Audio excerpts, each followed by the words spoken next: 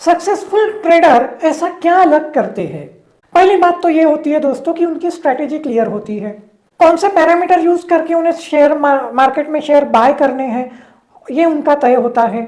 कितनी रिस्क लेनी है ये उनका तय होता है। कहाँ पे एग्जिट करनी है ये उनका तय होता है। उनकी एक स्ट्रेटेजी होती है, उसके कुछ रूल्स होते हैं और उस रूल्स को लेकर वो बहुत डिसिप्लिन रहते हैं। वो उन रूल से कभी हटते नहीं हैं। तो ये पहली चीज़ है कि उनकी एक स्ट्रेटेजी होती है और उसको ध्यान में लेते हुए वो अपना काम करते हैं।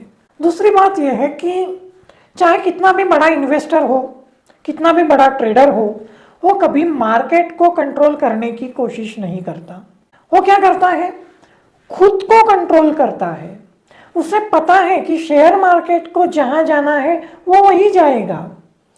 सवाल यह है कि उसका खुद का बिहेवियर क्या है, वो उसे मैटर करता है।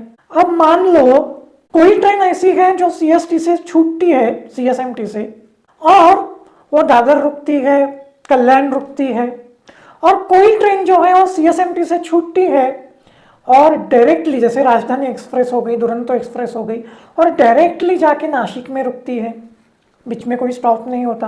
तो ट्रेन को कहाँ रुकना है ये ट्रेन तय करती है। हमारे हाथ में होता है हमारा बिहेवियर कि हमें करना क्या है। अगर पता है कि दादर स्टॉप नहीं है, कल्याण स्टॉप नहीं है, तो हम सीएसएमटी चले जाएंगे, और अगर स्टॉप है तो फिर उसका फायदा लेंगे और वहां से बैठेंगे। तो ये हमारे हाथ में स्टॉपेज तय करना नहीं है, लेकिन उसके हिसाब से खुद का बिहेवियर तय करना है। ये जो ट्रेडर होते हैं, सक्सेसफुल ट्रेडर होते हैं, उनको बहुत अच्छे से पता होता है और उसके मुताबिक वो चलते हैं और अपना प्लान बनाते हैं। और मार्केट को अपने डायरेक्शन में घुमाने की कोशिश नहीं करते। जिस डायरेक्शन में मार्केट घूम रहा है उस डायरेक्शन के हिसाब से वो अपने डिसीजन लेते हैं और उस डायरेक्शन में, उस फ्लो में जाने की कोशिश करते हैं। They think long term. इसके ऊपर मैंने वीडियो बनाया है। उनका नज़रिया दूर का होता है और इसलिए वो दूर की सोच रख के चलते हैं। आप वॉरेन बफेट का करियर लीजिए, आप राकेश झुनझुनवाला का करियर ले लीजिए, वो लॉन्ग टर्म का था, 50 साल लगभग चला। तो उनकी सोच जो है वो लॉन्ग टर्म की होती है। इसके ऊपर मैंने वीडियो बनाया है, उसको आप देख सकते हो। फिर वो अपना कैपिटल बचा के रखते हैं। वो कैपिटल आसानी से गंवाते नहीं। मतलब क्या? वो कोई भी रैंडम ट्रेड नहीं लेते, वो डिसिप्लिन रहते हैं, अपने रूल के हिसाब से ही वो चलते हैं। वो कैपिटल को, जो सैनिक होता है ना, वॉर पे जाता है, उसके पास बुलेट्स होती है और उसकी बुलेट तो आखिर लिमिटेड ही होती है। तो वो हर एक बुलेट जो है वो बहुत सोच समझ के खर्च करता है ताकि लॉन्ग टर्म तक उसके पास जो एम्यूनिशंस है वो बचे रहे। तो यही बात कैपिटल की होती है। They respect their capital and they preserve it so that they sustain longer.